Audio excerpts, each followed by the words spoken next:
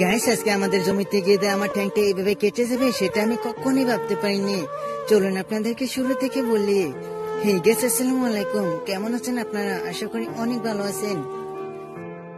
Gas আজকে সকাল সকাল আমি এই অনুভূতিটা শেয়ার করার জন্য এখানে আমি চলে আসলাম।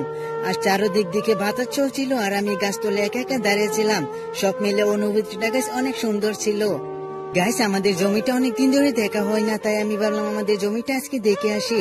তারপরে আমি সেখান থেকে চলে আসলাম। আর যখনই আমি আমাদের জমিতে যাই তখন দেখি আমাদের জমির আলটা নাকি কে ভেঙে দিয়েছে। তারপরে এটা আমি সুন্দর করে আলটা ভেঙে দিলাম। জমির আলটা যখনই বেঁধে গেছে আমি সামনের দিকে হাঁটা দিব, তখন কিছুক্ষণ হাঁটার পরে যখন আমি পাটা সামনের দিকে আগ বাড়াই তখনই গাছ পানির তলে কিছু আমি দেখছিলাম না। তখনই গাছ আমার পা দেওয়ার সঙ্গে সঙ্গে আমার ট্যাঙ্কটা এইভাবে কেটে যায়। আসলে আমাদের জমিতে অনেক পানি ছিল, যেটা দেখার না কারণে পাটা দেওয়ার সঙ্গে সঙ্গে গেছে আমার ট্যাঙ্কটা এইভাবে কেটে গেল।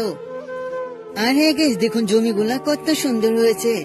আসলে গ্রামের অনুভূতিটা কিন্তু অনেক সুন্দর।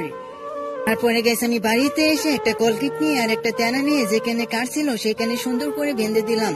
আর এই গাইস, ব্লগ গুলা কিন্তু আমি অনেক কষ্ট করে বানাই, তবু কি সাপোর্ট করে না। প্লিজ আপনার ছোট ভাই হিসেবে একটু সাপোর্ট করে দিবেন। আর এই গাইস, ব্লগটা কিন্তু আজকে এই পর্যন্ত ছিল। ভালো থাকবেন সবাই, নিজের খেয়াল রাখবেন। Thank for watching.